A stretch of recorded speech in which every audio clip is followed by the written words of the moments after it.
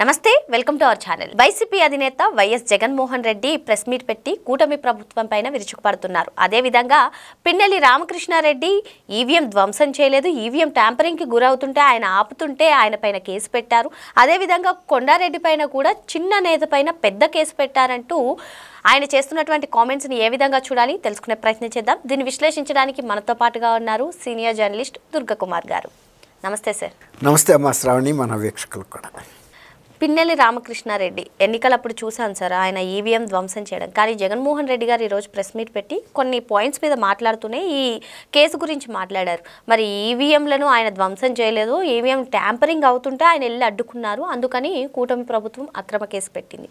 ఇకపోతే విద్యార్థి విభాగం నేత కొండారెడ్డి పైన కూడా మనం ఇటీవల డ్రగ్స్ గురించి ఆయన పేరు వెలుగులోకి వచ్చిన విషయం మనకు తెలిసిందే.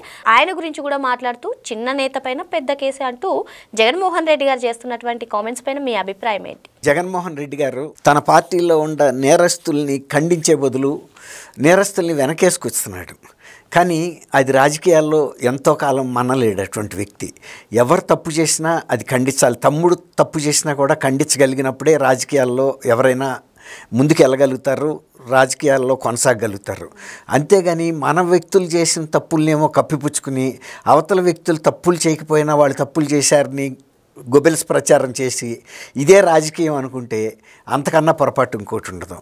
అది ప్రజల్ని తక్కువ అంచనా వేయటమే.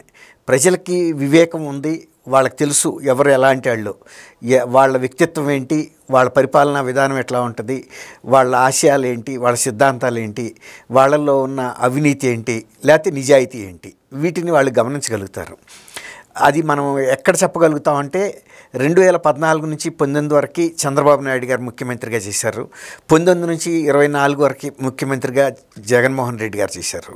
మళ్ళీ 19లో ఎన్నికలు వచ్చినప్పుడు వీళ్ళిద్దరు పరిపాలనని పూర్తి 5 సంవత్సరాలు చూసిన ప్రజలు ఎవరు మళ్ళీ వాళ్ళ మీకు ముఖ్యమంత్రి కావాలి అని అడిగితే 175లో 164 స్థానాలు కూటమి ప్రభుత్వాన్ని అంటే చంద్రబాబు నాయుడు గారి నాయకత్వాన్ని బలపరిచారంటేనే ప్రజలు జగన్మోహన్ రెడ్డి గారి పరిపాలనలో ఎంత ఇబ్బందులు పడ్డారు, ఎంత దాష్టికాలకి గురయ్యారు, ఎంత వ్యతిరేకత ఉందనేది తెలుస్తుంది.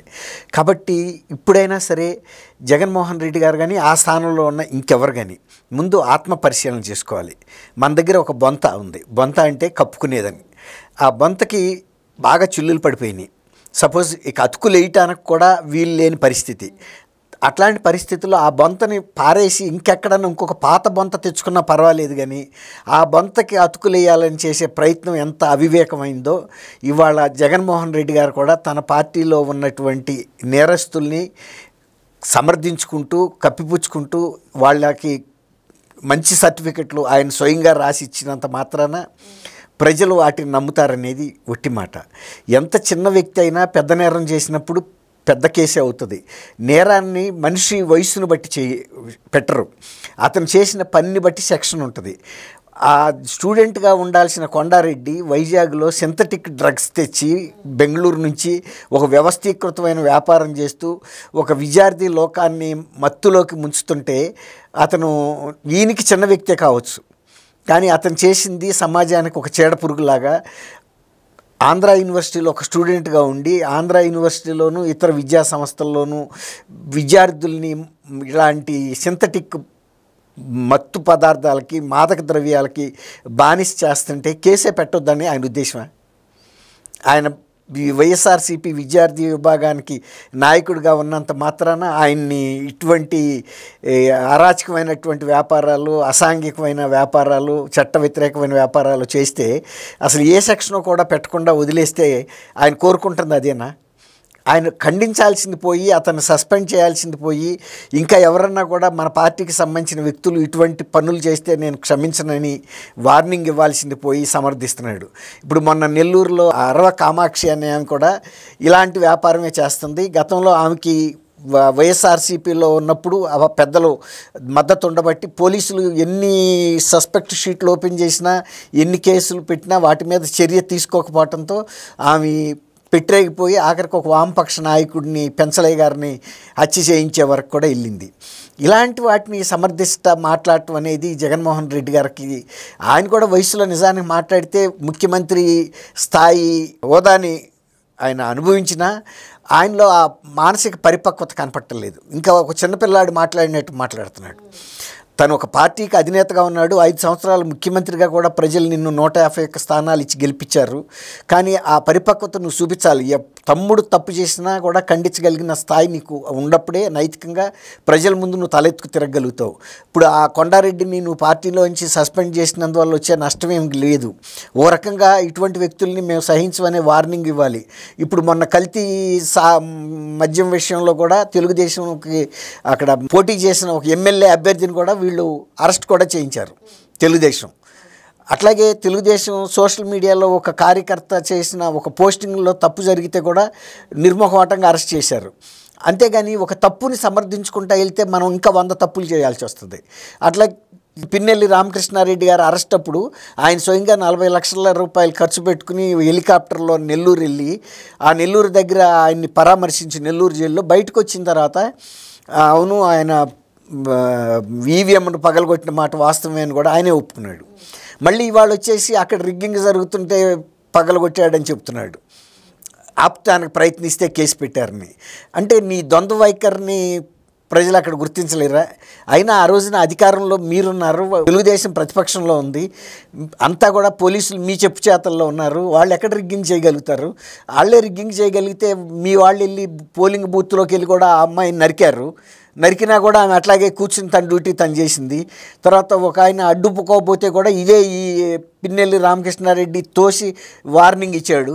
తర్వాత మహిళలు అతను ఈవీఎం పగలగొట్టి బయటకు వస్తుంటే ఇంత దురాఘాతాలు చేస్తావా అని అడిగినందుకు మిమ్మల్ని కూడా నరికేస్తానని ఆయన వార్నింగ్ ఇచ్చుకుంటూ వెళ్ళటం కూడా ఈ ప్రసార మాధ్యమాల్లో కూడా వచ్చింది. అటువంటి వ్యక్తిని ఇంకా నువ్వు ఆ ఎలక్షన్ ముందు పరిచయం చేసే సందర్భంలో మంచి వ్యక్తి, సౌమ్యుడు, స్నేహశీలి, మృదు స్వభావి అనేక బిరుదులు ఇచ్చి చెప్పావు.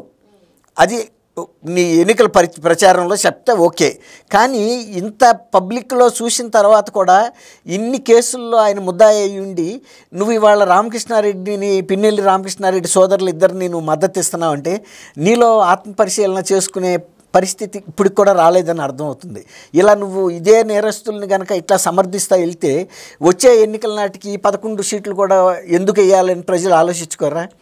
అదే నువ్వు ధైర్యంగా మా వల్ల తప్పు జరిగిన ఏ అభ్యర్థి వల్ల తప్పు జరిగినా వైఎస్ఆర్సీపీ తరపున నేను దానికి నైతిక బాధ్యత వహిస్తాను, అటువంటి వాళ్ళందరినీ నేను పార్టీకి దూరంగా పెడతాను, ప్రజలే ముఖ్యం నాకు అనే మాట మాట్లాడి జరిగిన తప్పుల్ని. అట్లాగే ఇప్పుడు ఆయన పక్కనున్న విజయసాయిరెడ్డి గారు కూడా నువ్వు ఒక క్వార్టరీకి పరిమితం అయ్యావు, ఈ క్వార్టరీలో ఉన్నంతకాలం నువ్వు ప్రజలకు దగ్గర అవ్వలేవు అని చెప్పాడు. తర్వాత ఆయన పేరుని నాని కూడా నీ కుటుంబ ఆర్థిక వ్యవహారాలు ఈ వివాదాలు పరిష్కరించుకోకపోతే మనం ప్రజల దగ్గరికి వెళ్ళలేము, ముందు అది సర్దుకోమని చెప్పాడు. అవన్నీ సర్దుకోకుండా ఇంకా నువ్వు నేరస్తుల్ని ప్రతి వాళ్ళని సమర్థించుకుంటా వాళ్ళని వెనక వేసుకుని తిరుగుతున్నావు అంటే ఇక నీ నేర ప్రవృత్తి మారదనేది ప్రజలకు కూడా అర్థమవుతుంది కదా. ఎప్పుడైనా ఒక నాయకుడు అనేవాడు తన్ను ప్రక్షాళన చేసుకోవాలి. నాలో ఈ తప్పులు ఉన్నాయి, నేను మీ ముందు బహిరంగంగా చెబుతున్నాను, నేను ఇక్కడి నుంచి ఆ తప్పులకు దూరంగా ఉంటానంటే ఎవరినైనా కూడా ఆదరిస్తారు. అంతేగాని నేను చేసిన తప్పులన్నిటికీ అతుకులు మాసికలు వేసుకుని కప్పిపుచ్చుకుని వస్తానంటే నీ అతుకులు మాసికలు అన్నీ కూడా కనపడతాయి. నీ శరీరం మీద ఎన్ని అతుకులు మాసికలు ఉన్నాయో అట్లాంటి నాయకులు ప్రజలు ఆదరించరు. జగన్మోహన్ రెడ్డి గారు ఇవాళకి కూడా ఇంకా వాళ్ళని సమర్థిస్తూ మాట్లాడుతున్నాడంటే ఆయనలో ఏమైనా ఒక పశ్చాత్తాపం అనేది ఒక ఇసుమంత అయినా వచ్చిందా లేదా అని ప్రజలు ఆలోచించరా? అసలు 11 సీట్లు ఇచ్చినప్పుడైనా కూడా నా బాధ్యతని నేను అసెంబ్లీకి వెళ్తాను, ప్రజల తరపున బాధ్యతలను విస్మరించే ప్రశ్నే లేదు, మడమ తిప్పను, ఏంటి మాట మార్చను అనాలి కదా. వాళ్ళ కోసం నేను ప్రాణమైనా ఇస్తాను, అసెంబ్లీకి వెళ్తానని. అయినా నీకు ప్రాణహాని అసెంబ్లీలో ఎందుకుందని భయపడుతున్నావు నువ్వు అసెంబ్లీలోకి వెళ్ళటానికి? నువ్వు 251 మంది సభ్యులు ఉన్నప్పుడు చంద్రబాబు నాయుడు గారు ఒక్క సభ్యుడిగా కూడా వచ్చి అసెంబ్లీని ఫేస్ చేసి వెళ్ళాడు కదా. నువ్వు అయోధ్యుడని ఆయన్ని వ్యంగ్యంగా మాట్లాడతావు. ఆయన జీవిత కాలం ఎంత ఉందో కూడా ఈయనే నిర్ణయిస్తున్నాడు. నీ జీవిత కాలాన్ని నువ్వు నిర్ణయించుకోగలవా? అంటే వయసును బట్టి జీవితం ఉంటుందా? అనేక మందికి జీవితం చాలా తొందరగా వయసును కూడా ముగించుకుని వెళ్ళిపోయిన వాళ్ళు ఉన్నారు. శత సంవత్సరాలు 100 సంవత్సరాలు పూర్తి చేసుకున్న వాళ్ళు కూడా ఉన్నారు. అది రాజకీయంగా మాట్లాడాలి కానీ ఆ మనిషి ఎన్నాళ్ళకు బతకడు, ఈ మనిషి ఎన్నాళ్ళకు బతకడు అంటే నువ్వెన్నాళ్ళు బతుకుతావు?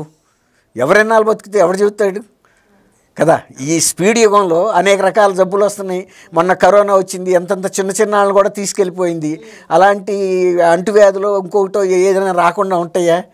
అందులో మనం ప్రయాణిస్తున్న ఈ స్పీడ్లో జగన్ వాళ్ళ తండ్రి గారికి ఏం జరిగింది? ఆయన చనిపోయే వయసు వచ్చి చనిపోయాడు, సహజ మరణం కాదు కదా. ప్రమాదాలు జరుగుతాయి. మనందరం కూడా చాలా వేగవంతమైన ప్రయాణాలు చేస్తున్నాం, వాహనాల్లోనూ విమానాల్లోనూ. ఆయనైతే హెలికాప్టర్లో కూడా చేస్తున్నాడు. ఇట్లాంటివి ఎవరు చెప్పగలుగుతారు ఎవరి జీవిత ప్రమాణం ఎంతకాలం ఉందని? ఇటువంటి జోస్యాలు తర్వాత నేరస్తుల్ని సమర్థించే కన్నా జగన్మోహన్ రెడ్డి గారు తప్పుల్ని ప్రజల ముందు నిర్భీతిగా పారదర్శకంగా ఒప్పుకుని ధైర్యంగా ఒప్పుకుంటే కనుక కనీసం ఒక నాయకుడిగా కొంతకాలమైనా మనగలుగుతాడు.